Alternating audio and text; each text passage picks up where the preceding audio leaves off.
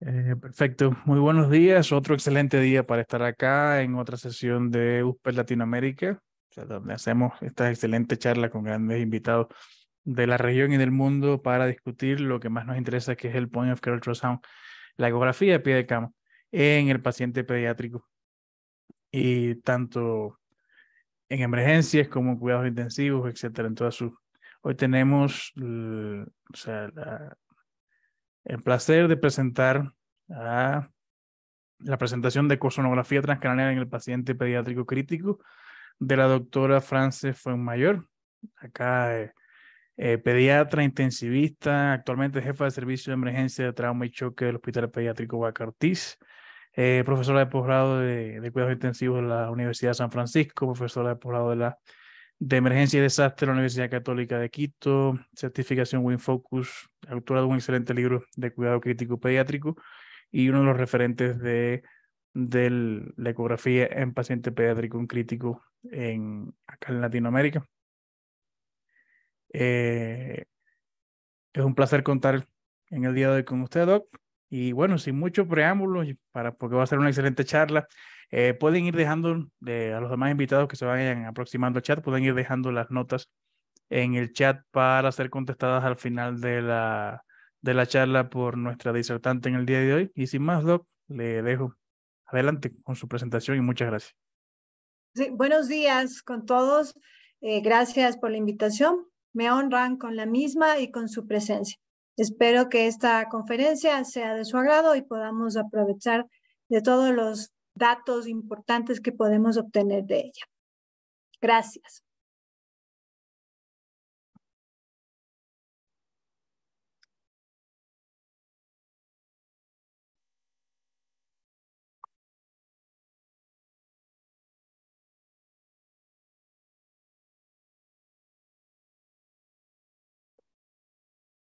Ok.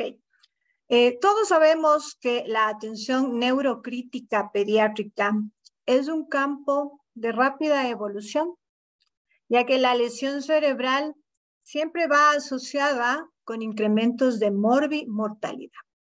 La etiología de la lesión cerebral aguda es diversa.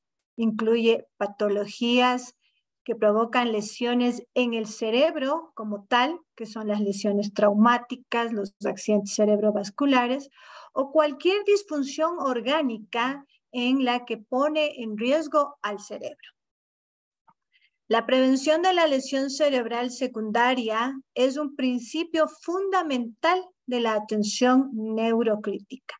Por lo tanto, la evaluación del estado neurológico es fundamental e incorpora el neuromonitoreo invasivo y no invasivo. Las tecnologías como el ecodoppler transcraneal nos permite interpretar la hemodinamia cerebral en tiempo real a la cabecera del paciente. Es un estudio, es el grupo de trabajo POCUS de la Sociedad Europea de Cuidados Intensivos Pediátricos y Neonatales, que tuvo como objetivo proporcionar pautas clínicas basadas en la evidencia para el uso del POCUS en neonatos y niños críticamente enfermos.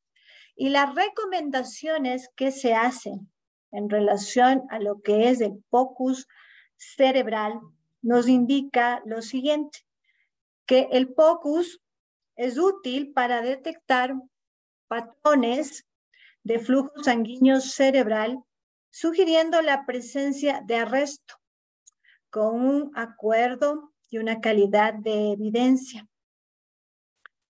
El POCUS es útil para detectar cambios en el flujo sanguíneo cerebral secundario a vasoespasmo en pacientes con trauma cráneoencefálico y con hemorragia intracraneal no traumática. ¿Sí? También tenemos un acuerdo y la calidad de evidencia es C. El POCUS es útil para detectar los cambios en el diámetro del nervio óptico, indicativo de elevación de la presión intracraniana en niños, acuerdo con una calidad de evidencia B. Y el POCUS es útil para detectar la línea media en niños y neonatos, como acuerdo y calidad de evidencia C. Esto nos demuestra de que el POCUS cada vez está ocupando un espacio importante en el diagnóstico del paciente pediátrico crítico y en la parte que nos trae a esta reunión, que es relacionada con las lesiones a nivel cerebral, tanto en el manejo del neurotrauma como en aquellas patologías en que el cerebro también se encuentra inmerso en este fenómeno.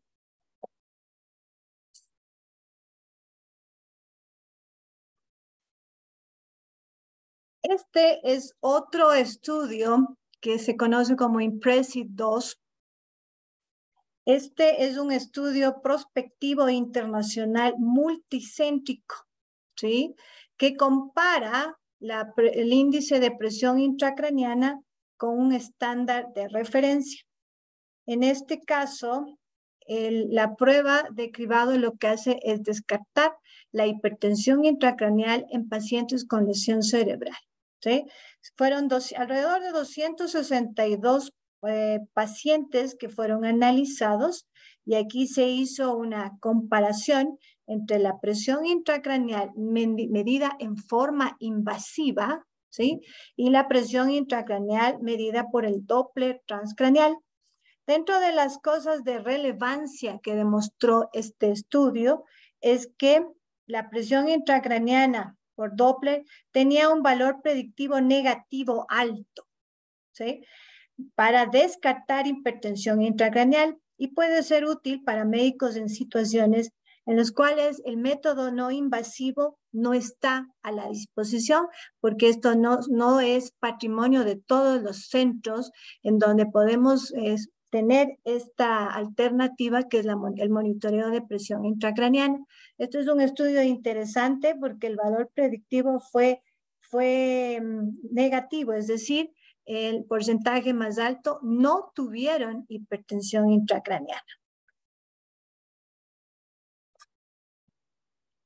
Este es otro estudio en el cual nos permite evaluar las habilidades del eco de los intensivistas, o sea, de la población general de intensivistas en centros de neurocuidado, de terapia intensiva neurocrítica y la recomendación que se hace de la Sociedad Europea de Medicina de Cuidados Intensivos. Entonces, el Comité Ejecutivo de la Sociedad Europea de Cuidados Intensivos hizo este estudio a 19 médicos investigadores. Este estudio es un proceso Delphi, que es un grupo de preguntas que se hace a expertos y se pueden establecer recomendaciones en base a esto. Este produjo 74 declaraciones en general para POCUS en general, ¿sí? Y la parte del cerebro nos permitió hacer 7 declaraciones para cerebro. Este consenso lo que hace es proporcionarnos una guía para el uso básico de la ecografía en cuidados intensivos. Entonces, dentro de estas recomendaciones para cerebro, tenemos la primera, dice, se recomienda la isonación doplex transcraneal con código color en modo B de la cerebral media como una habilidad básica para el análisis cualitativo de la forma de onda y para medir el índice de pulsatilidad, descartar la hipertensión intracraniana que afecte la presión de perfusión cerebral, la ponen como recomendación débil. La segunda es, no podemos proporcionar recomendaciones sobre el uso del diámetro de la vaina del nervio óptico como una habilidad básica para que los intensivistas descarten hipertensión intracraneal. Sin recomendación, no podemos proporcionar recomendaciones sobre el uso del Doppler transcraneal para reconocer patrones que sugieran un paro circulatorio cerebral, o sea, un arresto cerebral sin recomendación. No podemos proporcionar recomendaciones con relación a la evaluación de velocidades de flujo aumentadas y la relación de Lindergan, que define como el flujo medio entre la arteria cerebral media y la arteria carótida interna a través del Doppler, para la detección del vasoespasmo en pacientes con hemorragia subaracnoidea aneurismática, sin recomendación. No podemos brindar recomendación sobre la evaluación de la forma de onda de la velocidad de flujo mediante Doppler para evaluar trombosis intracraneal que causa estenosis o el monitoreo de émbolo en pacientes con endocarditis infecciosa o sometidos a procedimientos cardiológicos que puedan dar complicaciones cerebrovasculares. No podemos proporcionar recomendaciones con respecto al uso de la evaluación del parénquima cerebral en modo B para la detección de complicaciones intracraneales, hemorragia o desviación de la línea media. No recomendamos el uso de pruebas de autorregulación como una habilidad básica para que los intensivistas evalúen la hemodinamia cerebrovascular, maniobras de estrés para provocar reactividad vasomotora para el cuidado de pacientes con lesión cerebral aguda.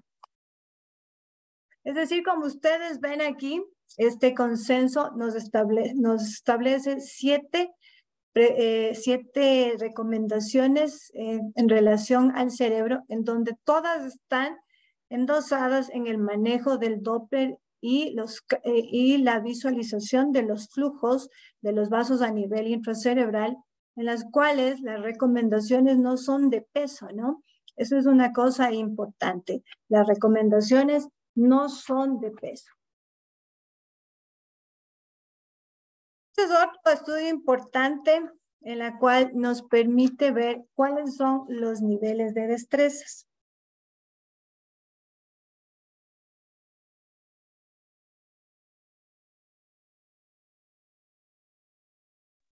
Los niveles de destrezas. Así tenemos las mínimas, las intermedias y las avanzadas. ¿Esto qué significa, doctores? Que nosotros debemos tener un mínimo de destreza para poder hacer un diagnóstico apropiado y obviamente un manejo terapéutico derivado del mismo. Dentro de las destrezas mínimas, nosotros debemos hacer la identificación y la isonación de todas las arterias, cerebral media, cerebral posterior, carótida interna, cerebral anterior, ¿sí? Las basilares, las oftálmicas, hacer diagnóstico de vasoespasmo e identificar estructuras específicas como el tercer ventrículo, el tronco y la medición de la línea media y, por supuesto, el diámetro de la vaina óptica. Dentro de las destrezas intermedias tenemos diagnósticos de todos los patrones hemodinámicos. Tenemos el de hiperemia, tenemos diagnósticos de arresto circulatorio cerebral, la autorregulación cerebrovascular que está endosada al valor del CO2, compliance cerebral, índice de pulsatividad, ventrículos, identificación de las arterias oftálmicas, diagnóstico de hidrocefalia. Y dentro de las avanzadas tenemos la evaluación de la presión de cierre, el tiempo constante cerebrovascular y diagnóstico de patología venosa. Como ustedes ven, nosotros como intensivistas deberíamos completar estos 3 niveles de destrezas como para poder hacer un diagnóstico adecuado e iniciar una terapéutica oportuna.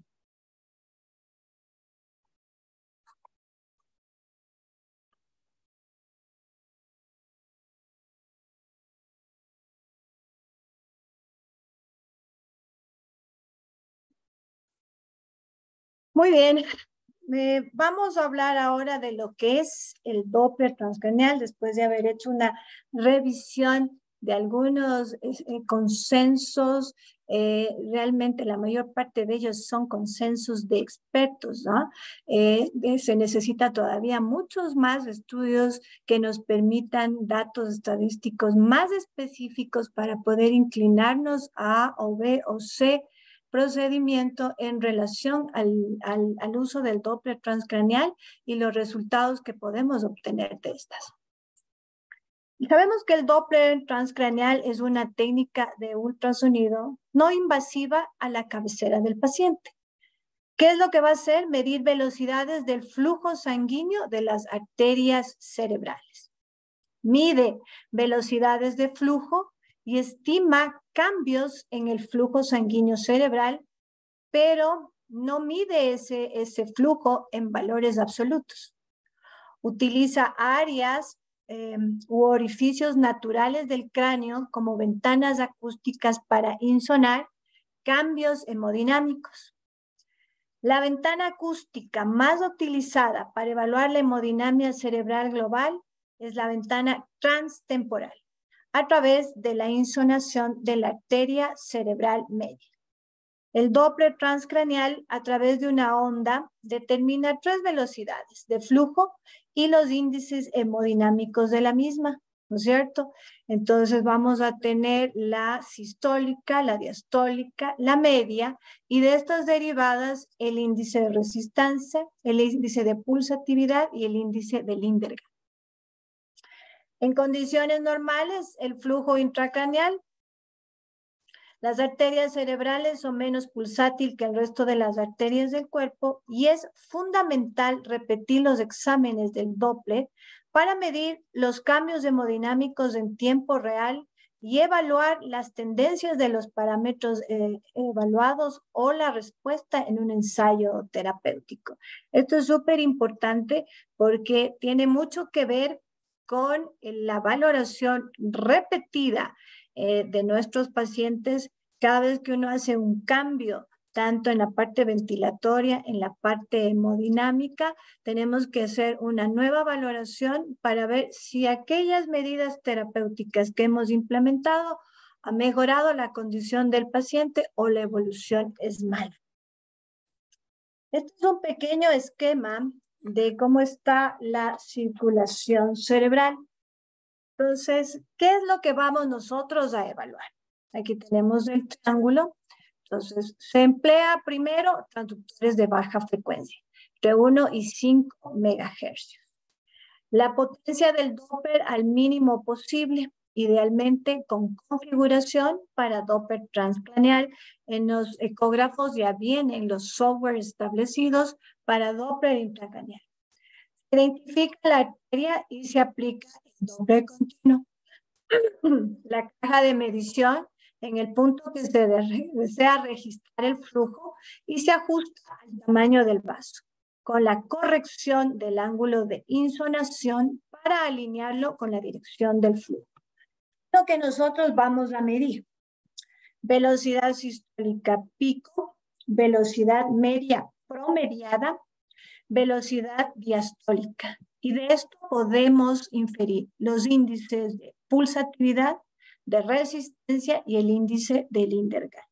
Estas son una de las fórmulas que nosotros usamos con mayor frecuencia para el cálculo de la velocidad media.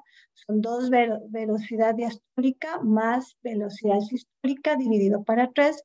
El índice de pulsatividad es la velocidad sistólica menos la diastólica dividido para la media. Y el Lindergan es la velocidad media de la cerebral media dividido para la velocidad media de la carótida interna. Estos son 3 fórmulas que las utilizamos a diario, muchas veces cuando los softwares del ecógrafo no te da el cálculo total, y no olvidarse que la velocidad media es siempre promediada. Tenemos que las ventanas acústicas, ¿qué es lo que nos permiten evaluar? Las ventanas acústicas nos permiten investigar la hemodinamia cerebral, tanto en la circulación anterior como en la posterior. Esta es la ventana transtemporal que corresponde al plano mesencefálico. Es la ventana principal de la circulación anterior y nos permite también en esta ventana evaluar la desviación de la línea media. La ventana principal de la circulación anterior nos permite ver la arteria cerebral media, la arteria cerebral posterior, la arteria cerebral anterior y la porción intracraneal de la carótida interna. La ventana suboccipital o transforaminal se utiliza para evaluar el sistema vertebrovascular de la circulación posterior.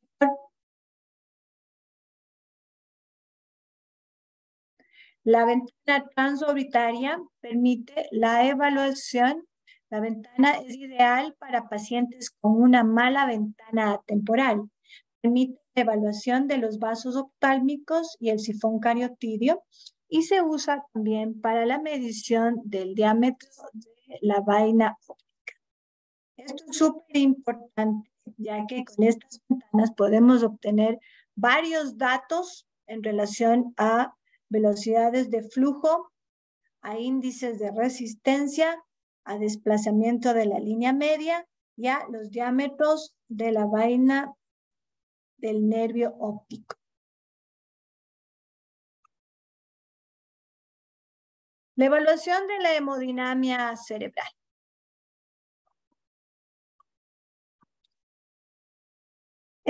La ultrasonografía cerebral tiene un fuerte potencial. Es no invasivo, es repetible, ¿sí? Y nos permite establecer lesiones agudas a nivel cerebral. La velocidad de flujo se utiliza como un descriptor de flujo sanguíneo cerebral y nos permite supervisar dinámicamente en forma no invasiva con una buena resolución tanto en espacio como en tiempo. Sin embargo, nosotros debemos ser conscientes de las dos principales elementos que gobiernan el uso del Doppler transcraneal. Primero, la constante del diámetro del vaso insonado, el ángulo de insonación que no debe cambiar, los flujos colaterales, el hematocrito, la presión parcial de CO2, la presión sanguínea arterial, la presión intracraneana y las resistencias cerebrovascular. Todos estos elementos debemos considerar para poder medir las velocidades de flujo. Estos son parámetros fisiológicos propios de cada paciente. La velocidad de flujo tiende a incrementarse alrededor del 2.5 al 3% por cada aumento de milímetros de mercurio de la PCO2. El procesamiento de la frecuencia Doppler muestra una onda con 3 componentes: la velocidad de flujo sistólico, la velocidad de flujo medio y la velocidad de flujo diastólico. La velocidad de flujo sistólico es ante todo dependiente de la hemodinamia sistémica, es decir, es más dependiente del gasto cardíaco que de la propia hemodinamia cerebral. La velocidad de flujo diastólico, la interpretación clínica de la velocidad de flujo diastólico es aún debatido en cuidados críticos.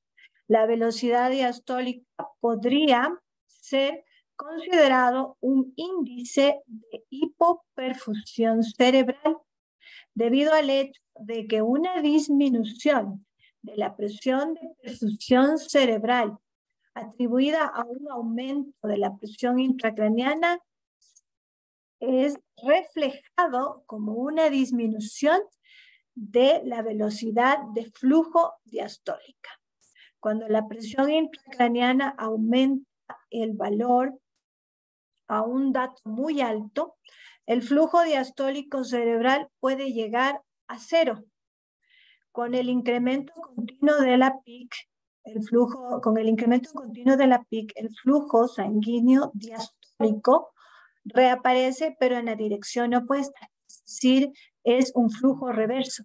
Cuando está presente, que es presentado como un flujo retrógrado en el Doppler transcraneal. Entonces vemos que aquí hay una relación inversa. Mientras más alta es la presión intracraneana, más bajo es el flujo diastólico hasta convertirse en un flujo reverso o simplemente desaparecer. Por lo tanto, este es uno de los elementos de la valoración hemodinámica más importante para poder establecer los patrones hemodinámicos y actuar en consecuencia. La velocidad de flujo medio se correlaciona mejor con el flujo sanguíneo cerebral y es primariamente utilizada para abordar el flujo arterial cerebral. Aquí tenemos la fórmula, el flujo sistólico más 2 del diastólico dividido para 3.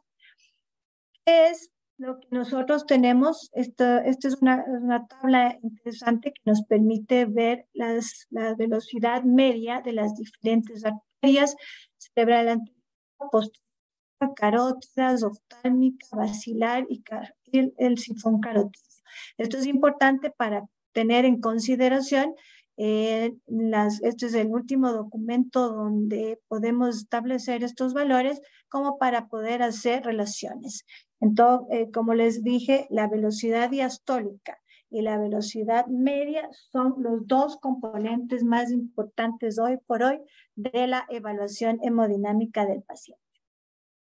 Valores comparativos recomendados para la interpretación de exámenes de 0 a 18 años en la unidad de cuidados intensivos están descritos en las últimas recomendaciones para el manejo del Doppler transcraneal en pacientes pediátricos, pero siempre hay que considerar que todos estos valores que vamos sacando de las diferentes elementos vasculares cerebrales tienen mucho que ver con los determinantes fisiológicos de estos.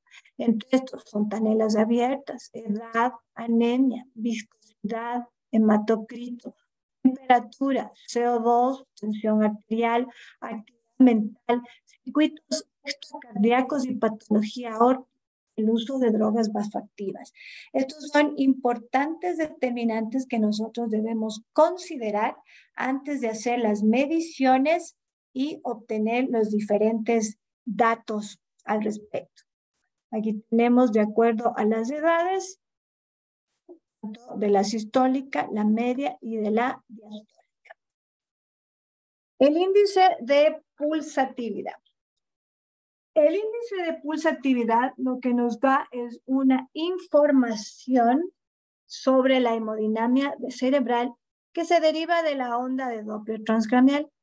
Es el parámetro hemodinámico más comúnmente usado, es el índice de pulsatividad, es el índice de pulsatividad de Gosling. Escribe la pulsatividad de la onda del Doppler. El beneficio de este es que no se ve afectado por el ángulo de insonación. Esto es súper importante, que este índice no se va a ver afectado por el ángulo de insonación. Y la fórmula es la velocidad sistólica menos la diastólica dividido para la media. El índice de pulsatividad viene, esta es la fórmula que la aplicamos normalmente en la evaluación hemodinámica en los pacientes nuestros críticos. Los valores normales del índice de pulsatividad va de 0.6 a 1.2. Sin embargo, estos valores dependen de numerosos factores. Entonces tenemos la frecuencia cardíaca, la presión de perfusión cerebral, el hematocrito, la temperatura corporal, la resistencia vascular cerebral, la compliance de los vasos, la presión intracraniana, compliance del espacio cerebroespinal. El índice de pulsatividad puede identificar una asimetría hemodinámica cerebral que indica una presión de perfusión cerebral baja, pero esto no se puede utilizar como un descriptor real de la resistencia cerebrovascular. ¿Sí? Esto es súper importante, lo voy a repetir. El índice de pulsatividad puede identificar asimetría hemodinámica cerebral y puede indicarnos una presión de perfusión cerebral baja, pero no se puede determinar que es un descriptor fiable de la resistencia cerebrovascular.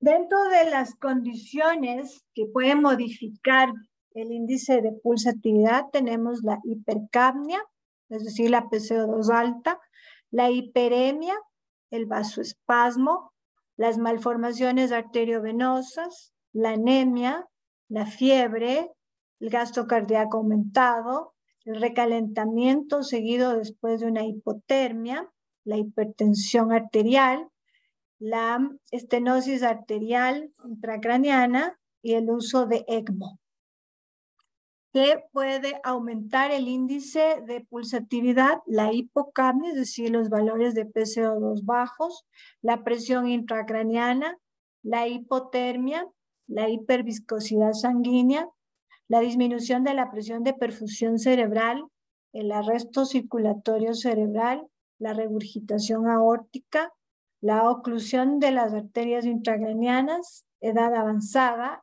hipovolemia, bradicardia y presión elevada auricular derecha. Este es un gráfico en el que podemos ver cómo tenemos el índice de pulsatividad. El índice de pulsatividad incrementa. Acá tenemos el índice de pulsatividad. Incrementa y disminuye la presión de perfusión cerebral, es decir, es inversamente proporcional. Entonces, es importante saber que mientras más alto es el índice de pulsatividad, la presión de perfusión cerebral va a disminuir en forma ostensible. Este es un cuadro donde podemos ver los valores del índice de pulsatividad, ¿sí?, de las diferentes arterias. Esto es importante de tener en consideración para hacer los cálculos correspondientes, pero siempre y cuando tomando en cuenta todos los factores que se nombraron anteriormente para que nuestra interpretación sea la más adecuada. El índice de pulsatividad tiene una utilidad y una interpretación clínica. La perfusión cerebral, la idoneidad del flujo sanguíneo cerebral puede ser abordada mediante la evaluación del componente, tanto diastólico de la onda, el componente diastólico de la onda del Doppler transcranial, asegurando que su amplitud sea aproximadamente la mitad de la amplitud del pico sistólico.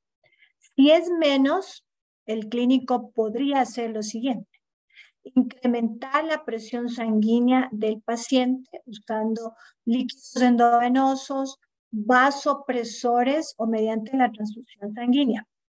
Disminuir la PCO2 aumentando la frecuencia respiratoria en el ventilador en pacientes que se encuentran intubados o incrementando la sedación del paciente. Reducir la presión intracraneana del paciente a través de desviar el fluido cerebroespinal, es decir, hacer una disminución del líquido mediante punción, aumentando la sedación o tratando la fiebre del paciente, entre otras de las cosas que podemos hacer para mejorar esta interpretación. Este me parece uno este me parece uno de los datos más importantes, es que cuando estamos evaluando con Doppler transcranial, nosotros estamos viendo el componente diastólico, ¿sí? Y la amplitud de este debe ser la mitad del pico sistólico. Entonces, cuando este ha caído, nosotros podemos hacer estas tres cosas: incrementar la presión sanguínea con volúmenes, con vasopresores, con transfusión, disminuir el PCO2 incrementando la frecuencia respiratoria en pacientes ventilados o mejorando la sedación. Y la otra es a través de la descarga del fluido cerebroespinal o incrementando la sedación o tratando la fiebre, que puede ser una de las manifestaciones que nosotros tenemos muy comunes en las áreas de cuidado crítico, ¿no?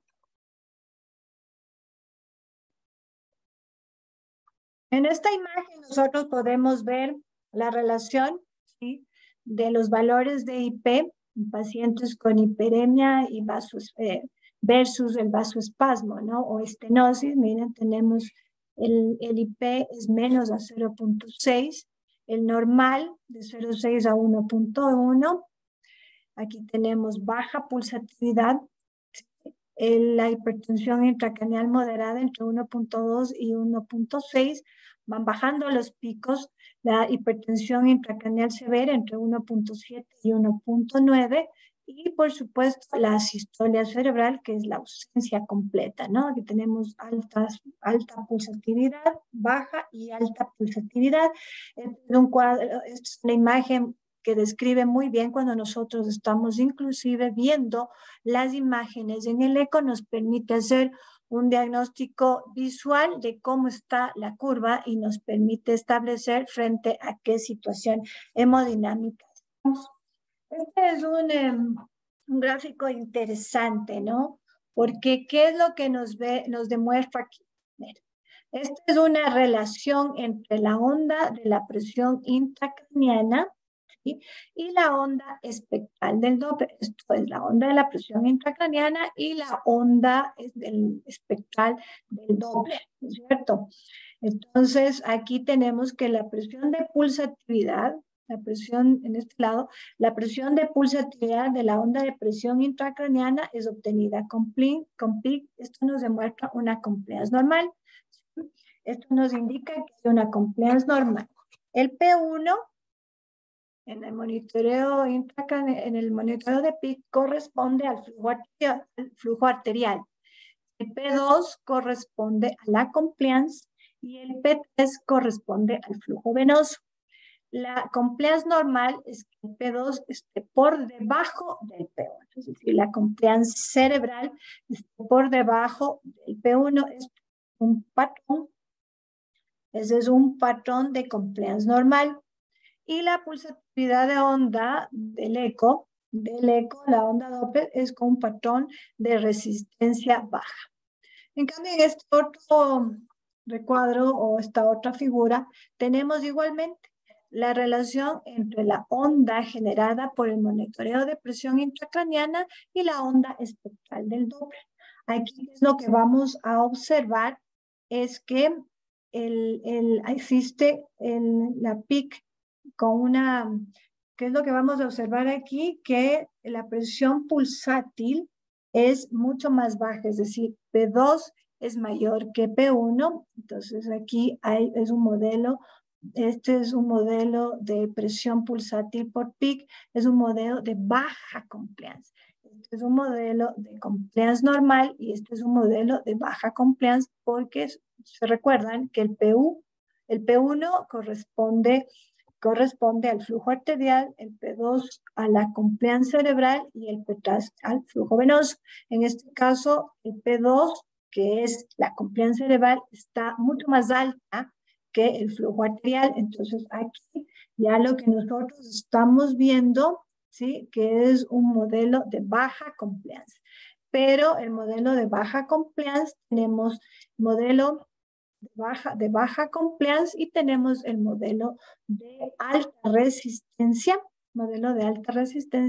en el ecodoppler, ¿sí? Por lo tanto, este va a tener disminución de la presión, de la velocidad de flujo diastólica, de la media y con picos históricos, ¿sí? Entonces, ¿para qué este cuadro? Este es un gráfico interesante porque nos permite comparar la onda que se produce a través de la presión intracraniana y la onda espectral que se obtiene a través del eco. Entonces existe una similitud en cuanto a establecer diagnóstico de patrones de resistencia normal y patrones de resistencia alterada y patrones de compliance baja. Este sería un patrón de compliance normal y este es un patrón de compliance disminuida o baja. Y en el eco lo que vamos a tener es un patrón de alta resistencia. Acá tenemos compliance y acá tenemos resistencia. El patrón de alta resistencia está dado por picos sistólicos con disminución de la velocidad de flujo diastólica y media.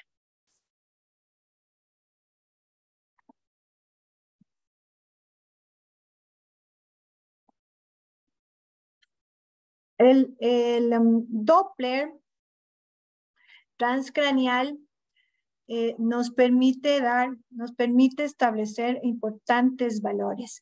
La velocidad media, la velocidad de flujo media, es una medida de integridad de la presión de perfusión cerebral.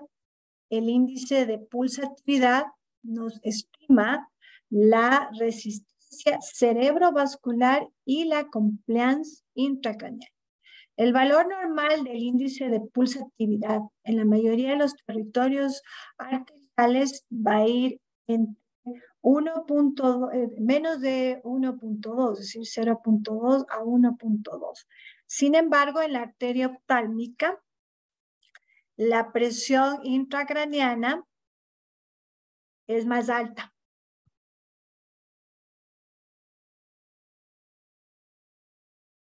Hay algunas características que nos permite recordar para interpretar el índice de pulsatividad. Considerar que el índice de pulsatividad no se afecta por el ángulo de insoniación y considerar que el índice de pulsatividad debe interpretarse tomando en cuenta variaciones como están descritas acá, diferentes variaciones como el sexo, la edad, la etnia. El índice de pulsatividad es dependiente en ambos, pulsatividad y flujo medio de velocidad y perfusión cerebral. Por lo tanto, un aumento del índice de pulsatividad puede no estar estrictamente relacionado con un aumento de esta o una disminución intracraneal. Más bien, está relacionada con una disminución de la velocidad de flujo medio, ¿sí? Disminución del flujo sanguíneo cerebral. Voy a repetir nuevamente. El índice de pulsatividad es dependiente en ambos. Pulsatividad y flujo medio de velocidad. Por lo tanto, el aumento del índice de pulsatividad puede no estar relacionado estrictamente con una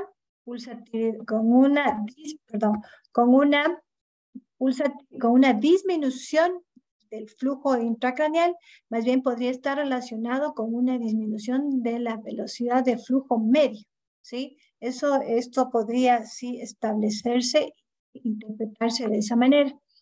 Dentro de los patrones hemodinámicos de Doppler transcraneal tenemos algunos y que todos nosotros estamos familiarizados. Es la presión intracraneana con PIG elevada, entonces la presión intracraneana aumenta, la velocidad diastólica disminuye y como resultado tenemos un índice de pulsatividad e índice de resistencia elevado. El incremento de la presión intracraneana, el flujo diastólico se atenúa, inclusive puede desaparecer. Ya sabemos que la presión o el incremento de la presión intracraneana nos va a disminuir el flujo diastólico, que inclusive puede llegar a ser un flujo reverso o atenuarse o desaparecer. El patrón hemodinámico hiperémico, muy propio de los pacientes con trauma cráneoencefálico o con eventos hipóxicos, esto se presenta pocas horas tras el evento y puede durar hasta varios días. La velocidad media está aumentada y el índice de pulsatividad está bajo.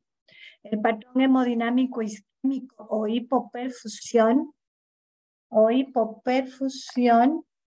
se encuentra frecuente en las primeras 24 horas. Se encuentra presente en las primeras 24 horas. Aquí tenemos la velocidad media y diastólica disminuye y el índice de pulsatividad se eleva. La presión de perfusión cerebral está sobre los 60 milímetros de mercurio. El patrón hemodinámico de vasoespasmo se presenta entre el primero y el tercer día. Hay sangrado relacionado con sangrado subaracnoideo, ruptura de aneurisma o en el contexto del trauma cráneoencefálico. La velocidad media de la cerebral mayor a 120 y de la arteria basilar mayor a 90 centímetros por segundo. Ahí el índice de Lindergan mayor a 3 nos confirma el diagnóstico de vasoespasmo y si es mayor a 6 es grave.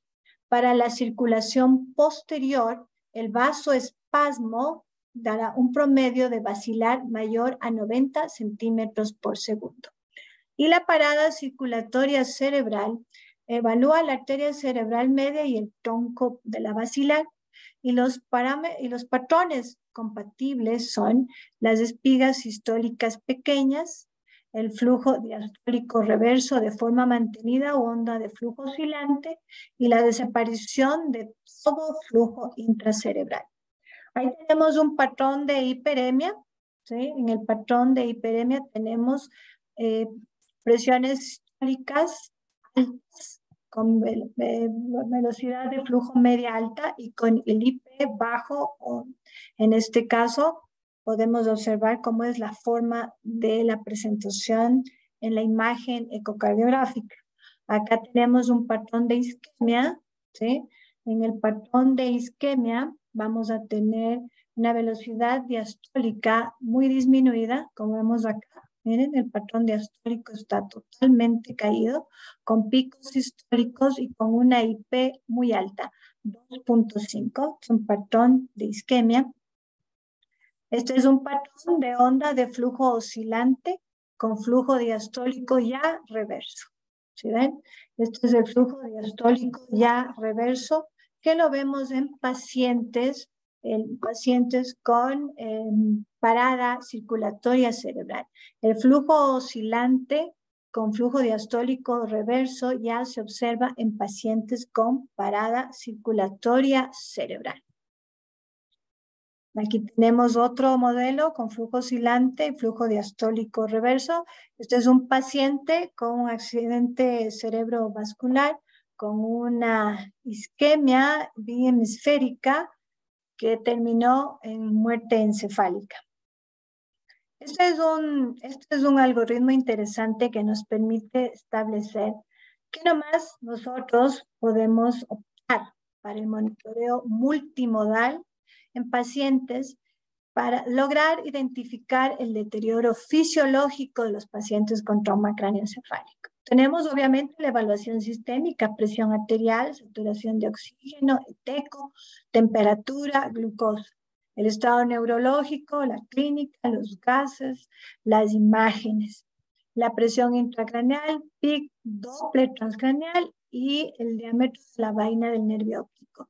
¿Sí? Si vemos que aquí hay este elemento que lo valoramos con el Doppler transcraneal, el flujo sanguíneo cerebral, el Doppler transcraneal, imágenes y otros, autorregulación cerebral, Doppler transcraneal, oxigenación cerebral, tenemos la saturación de oxígeno, el NIRS, el BLIS y la saturación de oxígeno cerebral, bulbo yugular y los demás elementos que podemos establecer para medir la oxigenación cerebral, el metabolismo cerebral a través de la microdiálisis y la actividad eléctrica cerebral a través del electroencefalograma. Este podría ser el algoritmo que reúne a todo el monitoreo multimodal del que podemos hacer uso para hacer un diagnóstico adecuado del deterioro fisiológico de los pacientes de trauma cráneoencefálico y que a su vez nos permite hacer intervenciones en forma precoz y oportuna. Las recomendaciones del eco transcraneal en pacientes pediátrico crítico son las recomendaciones para ecografía Doppler de niños en la unidad de cuidados intensivos. Esto es un consenso de expertos que se hizo, y dentro de las recomendaciones que ellos establecen son resultados de Doppler, se utilizan también para ajustar objetivos hemodinámicos y también para parámetros de ventilación en el tratamiento de la hipertensión endocraniana, ¿no es cierto? Entonces, este documento recomienda que el flujo sanguíneo cerebral se compare con valores normales de niños sanos. Esto es súper importante, ¿no? Y se consideran múltiples factores fisiológicos que ya los he nombrado anteriormente, que deben estar inmersos en la valoración, no solamente de imagen, sino también que se deben considerar, como ya lo cité, la temperatura, la presión arterial media, la presión parcial de dióxido de carbono, hematocrito, sedación, ventilación mecánica, drogas vasoactivas. Todo esto nos va a alterar de alguna forma los valores y nos va a permitir tomar los datos con pinzas para poder establecer tratamientos oportunos. Entonces, dentro de estos, cualquier paciente con preocupación, o sea, con cambios fisiopatológicos en la hemodinamia, es candidato para un examen de Doppler. Tenemos datos importantes en cuanto a posición del paciente, 30 a 45 grados, el vaso que se insona, al menos en parte, velocidades de flujos y profundidad de sonación, el Doppler completo, ya sabemos que incluye la medición de la cerebral media, la anterior, la posterior, la basilar, la carótida interna, externa, bilateralmente para todos, excepto para la basilar. Siempre esto es súper importante que nosotros debemos hacer una evaluación bilateral de todos esos vasos sanguíneos. El examen de Doppler pues, limitado puede incluir uno más de los vasos en el examen dependiendo de la indicación. La ventana temporal se usa para evaluar la media, la anterior, la posterior y la carótida. La transorbital se puede utilizar para evaluar la oftálmica y la potencia se reduce al nivel más bajo que sea razonablemente posible, es decir, aplicando el principio de Alara, aproximadamente el 10% para esta parte del examen. La submandibular para evaluar la porción extragraneal de la carótida interna, la transforaminal para evaluar la bilateral y la basilar, y a través de las ventanas transtemporales aceptable ubicar gráficamente la bifurcación de la cerebral media y la anterior como el punto de referencia anatómico para determinar qué vaso se está insonando cuando se altera el ángulo de la sonda o se avanza o se reduce la profundidad. Es decir, este es un parámetro importante de ubicar cuando hacemos la insoniación para partir. La profundidad adecuada para insonar, adolescentes y adultos, 5 a 35. En pediátricos puede ser menos profundo debido al tamaño más pequeño de la cabeza. La profundidad adecuada para insonar la oftálmica en adolescentes y adultos, de 40 a 50. En pediátricos puede ser menos profundo debido a un tamaño más pequeño de la cabeza. La profundidad adecuada para las carótidas distales y extracraneal en adolescentes de 40 a 60 y en pediátricos es menos profundo para insonar, es decir, todas tienen su valor y ustedes pueden, ahí tienen la cita bibliográfica, pueden obtener este documento y es importante hacer uso de todas estas recomendaciones prácticas para realizar el estudio de Doppler transcranial. Las medidas se deben registrar cada 2 milímetros. La temperatura, la presión arterial, el CO2, hemoglobina, hematocrito, uso de ventilación mecánica, invasiva, no invasiva, ansiolíticos son necesarios para interpretar estos exámenes. ¿Sí? Esto es súper importante que no se ha validado al índice de Lindergan en niños para diferenciar entre hiperemia y vasoespasmo en la cerebral anterior y por lo tanto no se puede recomendar el uso de puntos de corte específicos para diagnosticar, clasificar o determinar la importancia clínica del vasoespasmo en la cerebral media. ¿Sí? Pero sí se puede considerar para el seguimiento de estos pacientes, es decir, seguimiento de valores de Lindergan a lo largo del tiempo puede tener utilidad clínica para ver las tendencias del flujo sanguíneo cerebral. ¿Ok? Considerar la validación radiográfica de la TAC y la resonancia de los hallazgos animales de Doppler según la indicación.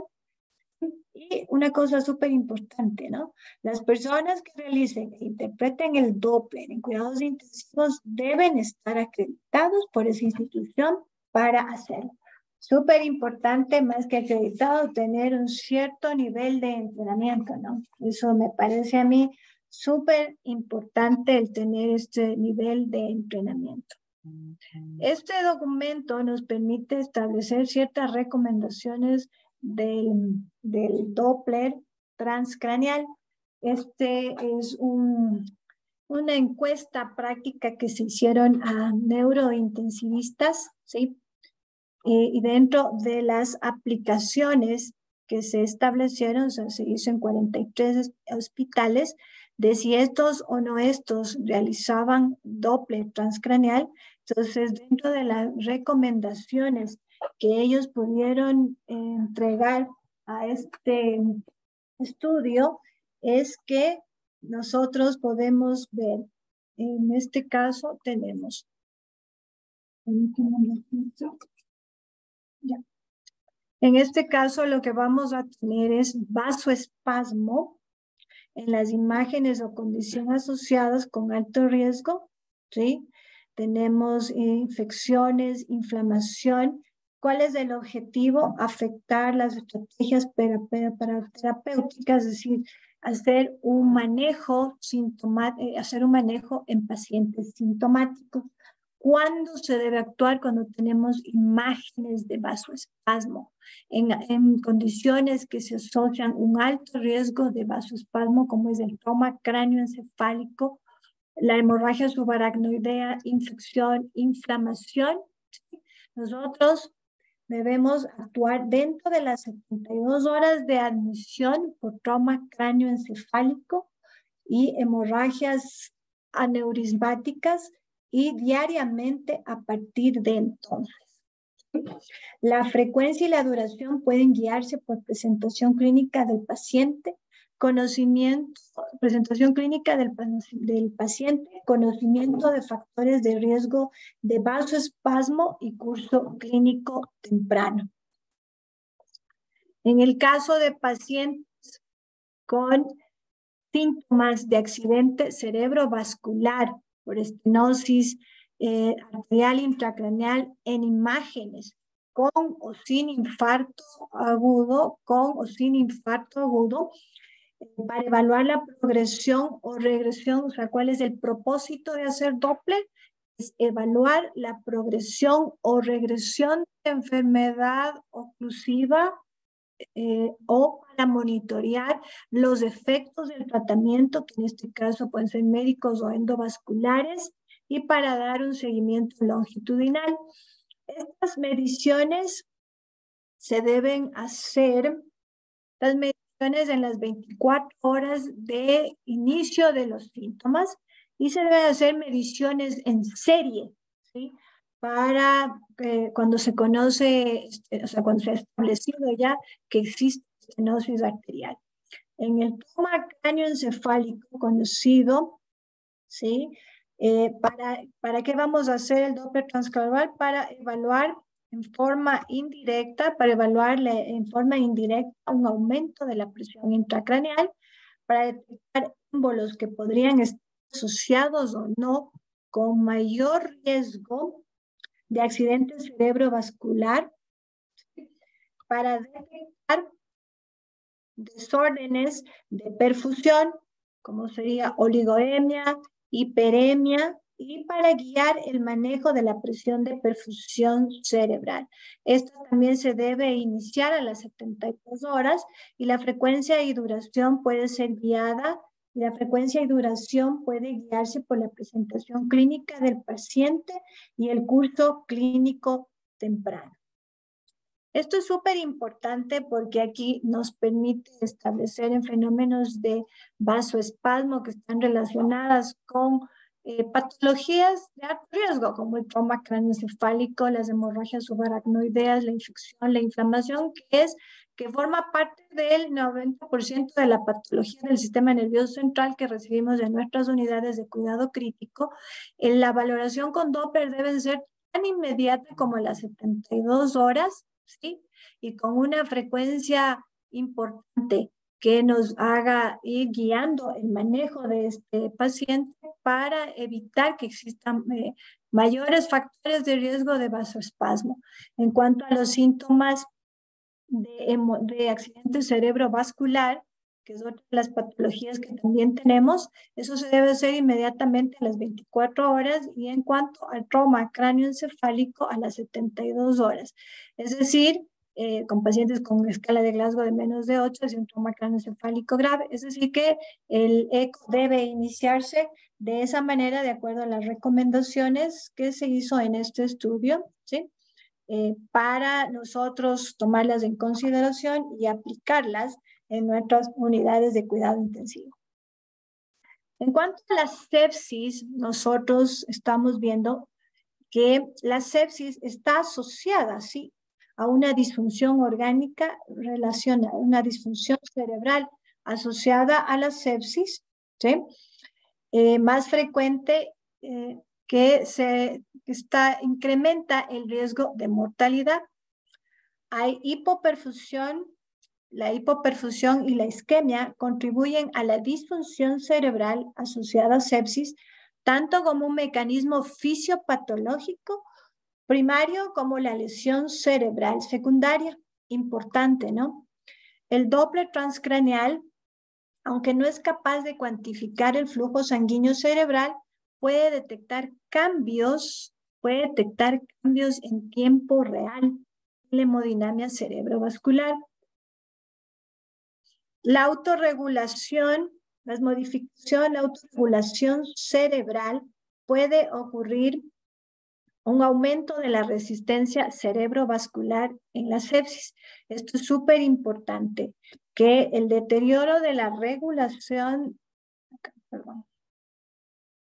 el deterioro de la autorregulación cerebral puede ocurrir con un aumento en la resistencia cerebrovascular durante la sepsis. La reactividad, o sea, no está claro si la reactividad cerebrovascular al dióxido de carbono se conserva durante la sepsis, así como la influencia de los niveles en la autorregulación cerebral. En cuanto a las infecciones del sistema nervioso central, tenemos que las complicaciones cerebrovasculares son frecuentes en la meningitis. El estrechamiento de las arterias cerebrales es un marcador de mayor riesgo de accidente cerebrovascular y de un peor resultado clínico. Hay un espectro distinto de patógenos que pueden causar estrechamiento arterial. El objetivo principal del monitoreo del Doppler transcraneal es alertar a los médicos sobre las posibles complicaciones. En la etapa 1, ¿sí?, que es la admisión al tercer día, en este periodo la presión intracraneana elevada debido a hidrocefalia, edema cerebral y efectos de masa, está en el centro para determinar la hemodinamia cerebral. El estadio 2, a partir del tercero y el octavo día, en esta etapa ya existe una clara dependencia patógena causante del desarrollo de disminución de la velocidad de flujo sanguíneo cerebral.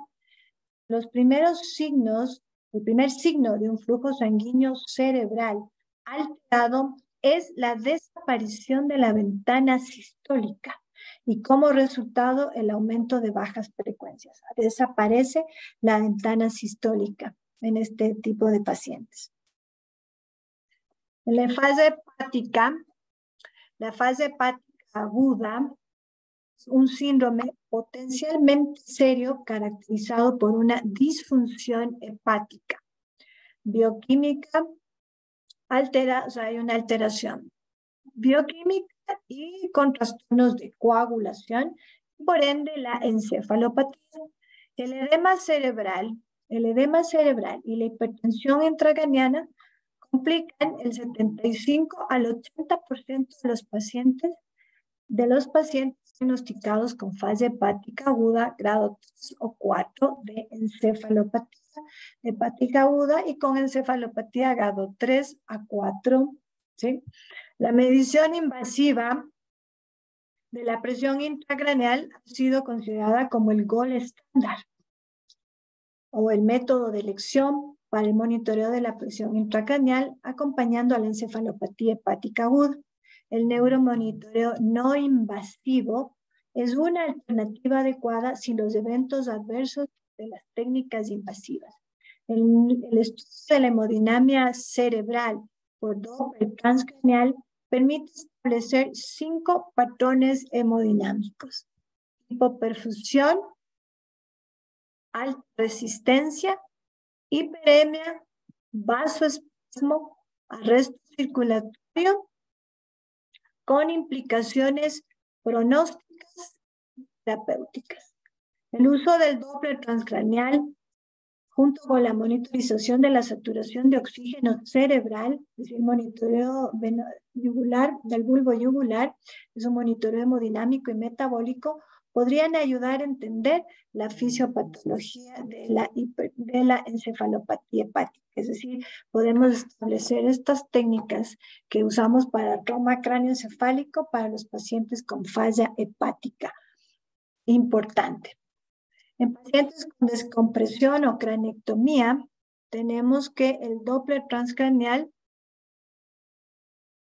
permite la visualización de cambios anatómicos del parénquima cerebral y vasos sanguíneos y logra una mayor precisión en las medidas del flujo sanguíneo cerebral en comparaciones con el Doppler antes y después de la cranectomía. El Doppler permite evaluar los cambios hemodinámicos en tiempo real durante el manejo de la hipertensión endocraniana, durante el manejo, así como los cambios hemodinámicos debidos a la descompresión. La cranectomía se considera una técnica quirúrgica de salvataje, es decir, que salva vidas para mejorar la hipertensión intracraneal refractaria, donde la elevación de la presión intracraniana no se controla con tratamiento médico. El Doppler proporciona información útil durante la evolución, podría contribuir a determinar el pronóstico neurológico del paciente crítico. En el paciente con muerte cerebral, la Asociación Americana de Neurología respalda con evidencia de nivel tipo A, clase 2, respalda la modalidad para la evaluación del paro circulatorio cerebral en apoyo de un diagnóstico de muerte cerebral. El análisis combinado de 22 estudios encontró una sensibilidad para el Doppler transcranial en la evaluación de la respuesta del 90%, fíjense ustedes, y la especificidad del 98%. Estas cifras son consistentes con las guías publicadas en la American Academy of Neurology, ¿sí? Esto es súper importante. El Doppler transcranial como prueba o test confirmatorio de paro circulatorio cerebral es una prueba adyuvante viable en la determinación de la muerte cerebral. Los primeros hallazgos que incluyen de la presión intracraneal son una leve disminución del flujo diastólico, un aumento en la diferencia entre la velocidad pico sistólica y telediastólica, rasgos característicos de un patrón de flujo oscilante, con un componente diastólico, negativo, representan un aumento de la presión, intracraneal por encima de la presión diastólica durante el proceso de muerte encefálica. A menudo se pueden observar picos sistólicos cortos cuando la presión de perfusión se aproxima a cero. Una ausencia total de flujo puede no ser fiable en sí misma debido a una ventana inadecuada, y en este sentido cabe señalar que el Doppler suele ser menos fiable en pacientes con craniectomías previas. La arteria basilar tiene una mayor sensibilidad y un mayor valor predictivo positivo y menos falsos negativos, lo que otorga mayor credibilidad al valor del Doppler en la circulación vértebro-basilar como parte de una evaluación ecográfica completa en la determinación de la muerte cerebral. Esto es súper importante y creo que podríamos repetirlo para que todos lo tengan claro. ¿Sí? La Academia Americana de Neurología respalda al Doppler con un grado de evidencia tipo A, clase 2, para la evaluación del paro circulatorio cerebral y como apoyo en el diagnóstico clínico de muerte encefálica. Esto es súper importante para aquellos que hacemos cuidado crítico y en el caso nuestro que tenemos la unidad de trauma, de neurotrauma pediátrica, que es la primera en el país. Nosotros somos, vamos a decir que el grupo que estableciendo correctamente, siguiendo los protocolos nacionales, pues tenemos un protocolo nacional de muerte encefálica y apoyándonos en el Doppler transcraneal, podemos establecer criterios de muerte encefálica para la procura de órganos. Mi hospital es un hospital de tercer nivel donde hacemos trasplante renal y trasplante de córnea, de donante muerto y recién empezamos el de donante vivo. Así que nos sirve muchísimo para poder completar esos estudios. Y por supuesto, mírense el nivel de sensibilidad del 90% y especificidad del 98%, ¿sí? Que es interesante los niveles que tiene, ¿ya? Y que están publicadas en las guías de la Academia Americana de Neurología. Entonces, ¿cuáles son los primeros hallazgos que nosotros debemos ver? Es una leve disminución de la velocidad del flujo diastólico, ¿sí? Un aumento de la diferencia entre la velocidad sistólica y telediastólica. Los hallazgos característicos de un flujo oscilante con un componente diastólico negativo representa un aumento de la presión intracraneal por encima de la presión diastólica durante el proceso de muerte encefálica. A menudo se observan picos sistólicos cortos, cuando la presión de perfusión se está aproximando a cero. Y por último, una ausencia total de flujo no puede ser fiable por sí misma debido a que puede haber una ventana inadecuada. Esto es súper importante, ¿no? Que la ventana que nosotros vayamos a escoger primero tiene que estar, tenemos que tener un entrenamiento para obtener estas imágenes, porque fíjense que la ausencia completa no significa que el paciente está en muerte encefálica, sino que podemos estar haciendo una insonación inadecuada y obteniendo una ventana inadecuada. Por eso, ¿sabes? Esto es súper importante porque esto amerita un entrenamiento importante cumpliendo los diferentes niveles que ya les cité anteriormente.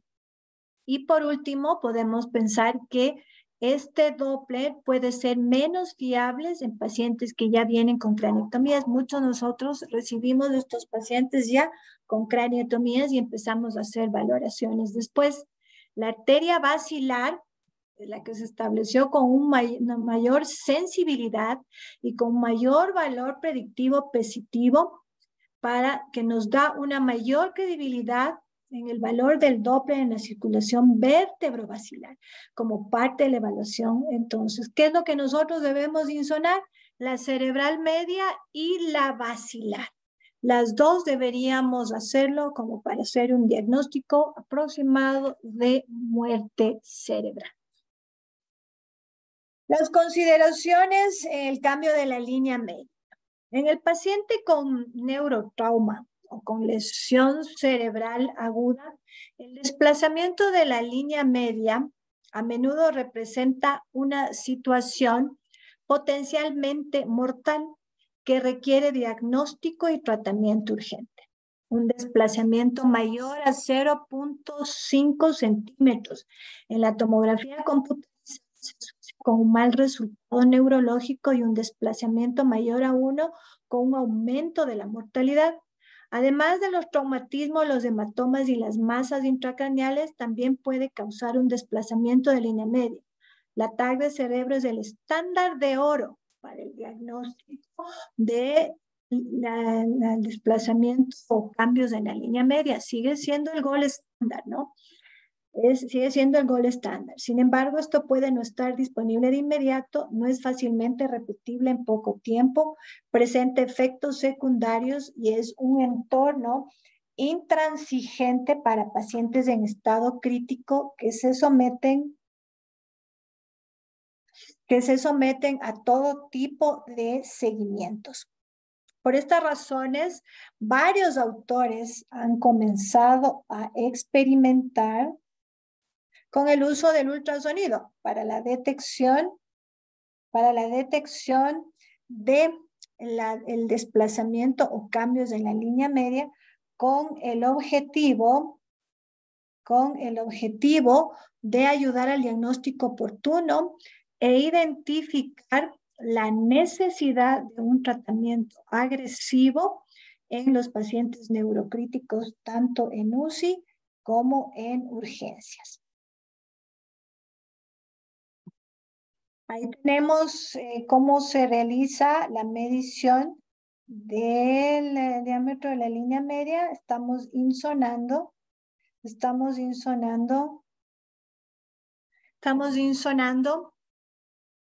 ¿Sí? Esta es una ventana transtemporal, pero estamos en el plano diencefálico, ¿no es cierto? Identificamos los dos tálamos, que es la imagen que se llama en alas de mariposa o en corazón, como ustedes quieran llamarles.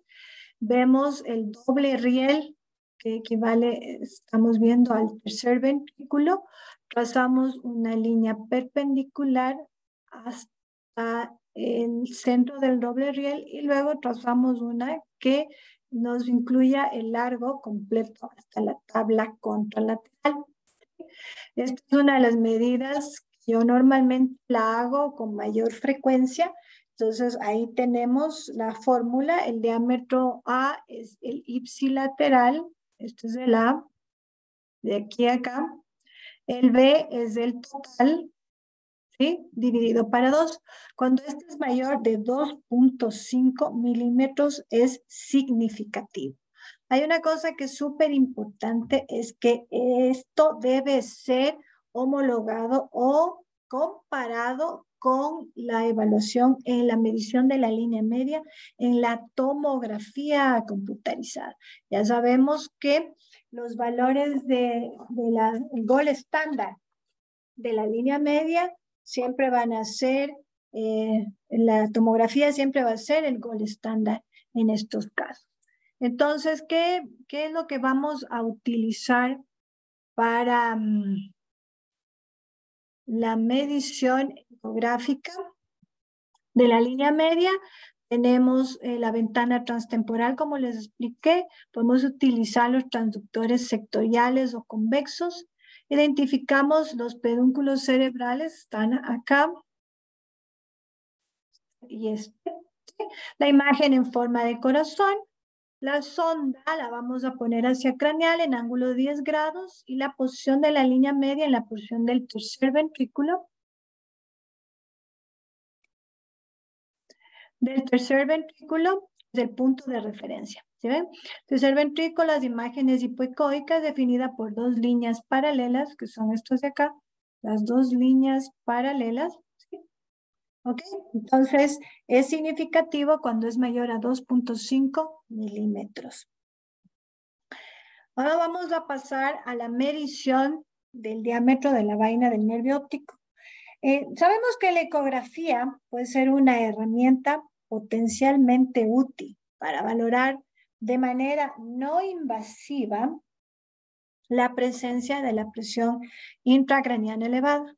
El Doppler transcraneal y la medición ecográfica del diámetro de la vaina del nervio óptico son herramientas no invasivas útiles en pediatría. Anatómicamente tenemos que saber que el nervio óptico está rodeado de una vaina que se comunica con el espacio subaracnoideo. Por lo tanto, las variaciones de la presión del líquido cefalorraquídeo van a modificar el diámetro de la vaina óptica, ¿sí? Esto es súper importante de saber. Los criterios de calidad para medición del nervio óptico es que el diámetro de la vaina óptica no debería ser hecha a través del lente. La visualización de la entrada del nervio óptico hipoecogénico en un globo ocular hipoecogénico sin interposición de la capa hiperecogénica de la esclera. El eje del nervio óptico debe estar alineado con el medio de la parte posterior de la imagen. La diferencia entre el nervio y la aracnoides debe ser obvia. El borde externo de las subaracnoides debe estar identificable. Debe haber ausencia de artefacto posterior. La medición del diámetro de la vaina estandarizada son, acá hablan de 4 milímetros, pero nosotros nos hemos estandarizado en 3 milímetros detrás de la retina perpendicular al eje del nervio, y la medida debe hacerse siempre en ambos ojos. Eso es una cosa súper importante. ¿Qué pasa con la curva del aprendizaje?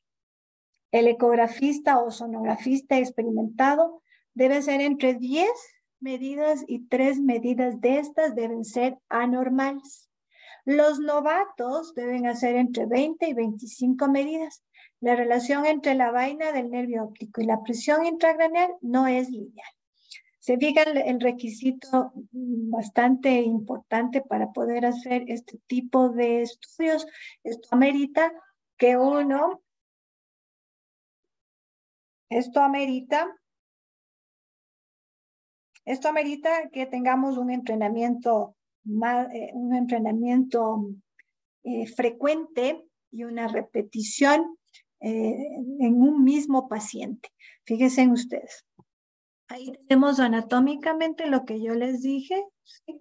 Mire, aquí tenemos la retina, ¿sí? Lo que nosotros vemos es el vitrio en la imagen, ¿sí? Vemos la retina, hacemos una distancia, ¿sí? La distancia desde la unión vitrio-retiniana de 3 milímetros, se traza una línea de medición, que es esta, se traza una línea de medición que es perpendicular al nervio óptico. Acá tenemos el nervio óptico, ¿sí? Y una de las cosas importantes es que el espacio subaracnoideo debe ser establecido. Miren acá, tenemos el espacio subaracnoideo. ¿Ok? Eso es parte de las condiciones anatómicas que debemos observar cuando hacemos una medición. Pues aquí tenemos el vitrio, la retina, ¿sí? Aquí tenemos el nervio óptico y la vaina del nervio óptico, es la que le rodea, y este es el espacio subaracnoideo. Aquí nosotros trazamos, bajamos hasta 3 milímetros de distancia en una línea perpendicular y luego hacemos una transversal midiendo las dos vainas. Entonces, el transductor, utilizamos el lineal de 7 a 14 megahercios con un índice térmico de menos o igual a 1, un índice mecánico de menos o igual a 0.23. La medición del diámetro se realiza a 3 milímetros de la unión vitreoretiniana y se traza una línea perpendicular al eje longitudinal del nervio óptico. Los riesgos de hipertensión intracraniana lo vamos a tener con valores de 5 milímetros en menores de un año, o igual de 5 milímetros y en mayores de un año de 5.75 a 5.92 milímetros. Aquí tenemos una tabla que nos permite establecer con niveles de sensibilidad y especificidad los valores de la insonación del diámetro de la vaina del nervio óptico. Pueden copiar la referencia para poder tener una tabla para su sitio de trabajo. Este es un estudio que relaciona el diámetro de la vaina óptica y la presión intracraneal, ¿sí? Esto es un informe entre individuos en los cuales se puede llevar a cabo, o sea, hay una interpretación en los cambios que existe entre la presión intracraneana y los cambios en el diámetro de la vaina óptica. Son 72 niños de 5.2 años que se les midió el diámetro de la vaina óptica y se comparó con la presión intracraneal. Y entre las cosas importantes es que la relación entre el diámetro de la vaina óptica y la presión intracraneana no es uniforme entre individuos. Vamos a ver que hay fuertes, o sea, hay decrecimientos de la presión intracraneana, pueden llevar a cambios muy pequeños en la vaina del nervio óptico, es decir, cambios magnos en la presión intracraneana nos pueden dar cambios muy pequeños en la vaina del nervio óptico y viceversa, ¿sí? Por lo tanto, es inversamente proporcional esta relación, es decir, no son comparables, es decir, no son equiparables. En este otro estudio, ¿sí?, lo que vamos a ver es una revisión con discusión. Hay una evidencia creciente de que la medición del diámetro POCUS se correlaciona con la presión intracraniana y por ende constituirían en una extensión útil para el examen físico en pacientes pediátricos, ¿sí? Y sobre todo ellos lo citan en ámbitos como es la emergencia, ¿sí?, como son escenarios de cuidado crítico en abordajes iniciales no invasivos de pacientes en donde existe sospecha de presión intracraneana. Este también es un estudio interesante que nos permite tomar en consideración como una alternativa de diagnóstico precoz en pacientes, especialmente en las áreas de emergencia, en las áreas críticas, como es en el caso de la nuestra, donde hacemos el abordaje inicial de los pacientes pediátricos de neurotrauma. En realidad existen pocos estudios, deberían haber estudios de mayor valor estadístico que nos permitan tomar o no a consideración si optamos por usar el Doppler transcranial como un medio absoluto para hacer diagnósticos de hipertensión intracraniana, de incrementos de presión intracraniana y por ende hacer intervenciones terapéuticas. Creo que por el momento el Doppler transcranial forma parte de un sistema de monitoreo multimodal que nos permite sumar sumar este procedimiento para un diagnóstico más idóneo en cuanto a estos fenómenos de pacientes con este tipo de patologías. Gracias.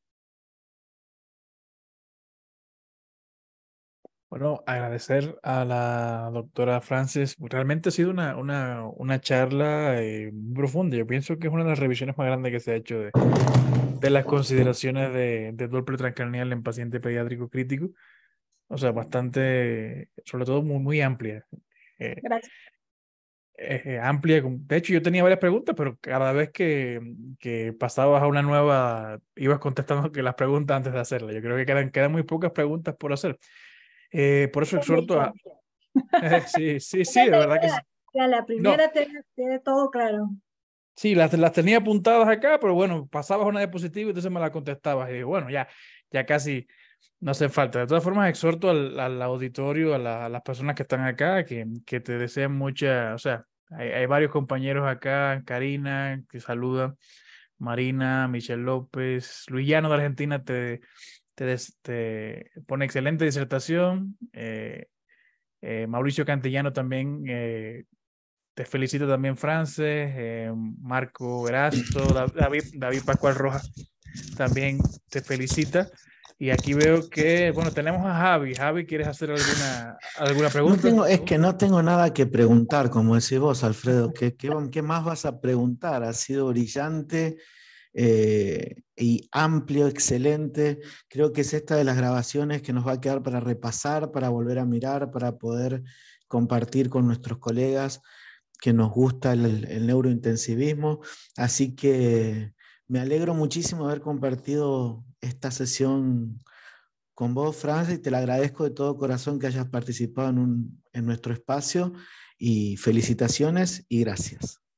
Por ahí está Gustavo también. Hola Gustavo, ¿cómo estás? Te felicito también, Francis. Hola Gustavo. Creo que, bueno, solo alguna que otra cosita, bueno, ya para terminar, o sea, es cierto que en el caso del vasoespasmo, del Lindegard está un poco fuera la cosa es valoración, no es que no se puede utilizar, como bien dijiste en tu presentación. ¿Alguna recomendación en el caso de vasospasmo, algo que ustedes hagan específicamente en el seguimiento? No es tan frecuente, es cierto que no es tan frecuente, pero sí aparecen en varias ocasiones. Sí, o sea, en realidad claramente el consenso dice que no es recomendado, o sea, no está recomendado la valoración del Lindegard para diferenciar entre hiperemia y vasoespasmo, ¿no? Que es como se utiliza en los adultos, con valores de 3 para arriba. Pero lo que sí se puede hacer es un seguimiento en base a ese, para establecer en qué momento se va a provocar el vasoespasmo. Nosotros tenemos pacientes con hemorragias intraparenquimatosas y sabemos que el vasoespasmo puede darse en cualquier momento de la evolución de la enfermedad. Sin embargo, como tú lo dices, no se ve con frecuencia en los niños. Entonces, sí hacemos a veces establecemos la medición del índice de Lindegard en este sentido como un elemento más de la evolución del paciente con este fenómeno intraparenquimatoso. Excelente. Bueno, una sola, ¿tienen alguna experiencia con, o sea, respuesta? Bueno, voy a hacer una pregunta de algo que no has hablado, porque sencillamente ha hecho la referencia de has incluido los estudios ahí de Kerry LaRober, de Nicole O'Brien, que realmente son eh, las personalidades que más han escrito de Doppler transcranial en pediatría crítica, pero están apareciendo algunas investigaciones del 2022 hacia acá de variabilidad tanto de carótida interna transfontanelar y de variabilidad de velocidades de cerebral media. ¿La han utilizado alguna vez como, o sea, yo sé que ustedes se utiliza de manera general como valoración hemodinámica, pero alguna vez han intentado hacerlo como respuesta a tolerancia de fluido a alguna de estas variabilidades de velocidades? Bueno, está descrita, ¿no? Este tema ya de orden vascular como parte de los elementos de respuesta a volumen. Ya se empieza a hacer este tema ya como parte del esquema del monitoreo hemodinámico, ya que es otra cosa, ¿no? Pero que también está establecida en la parte de los vasos cerebrales.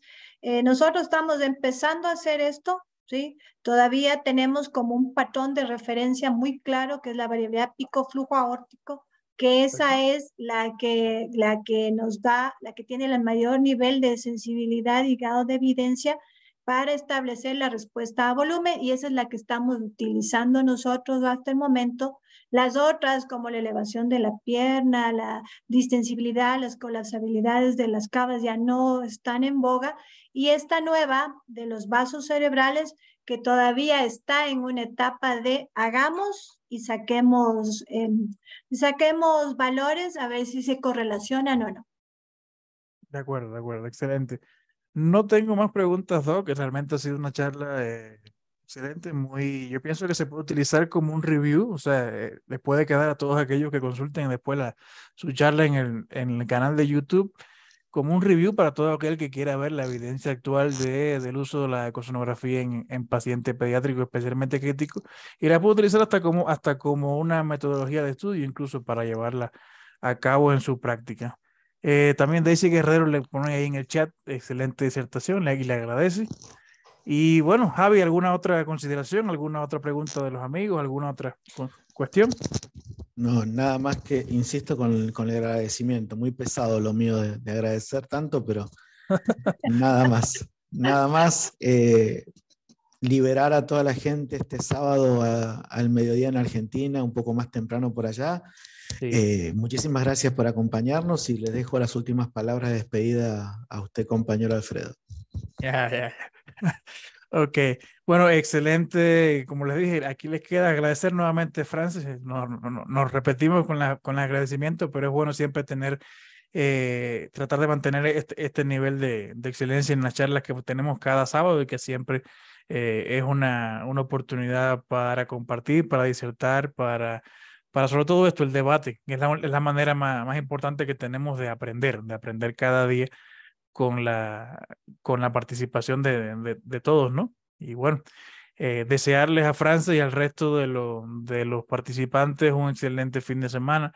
Y bueno, ya van a disfrutar, ya una vez luego se pase al canal, pueden repetir las veces que deseen esta charla del día de hoy y utilizarla para su práctica en el día a día. Así que sin más,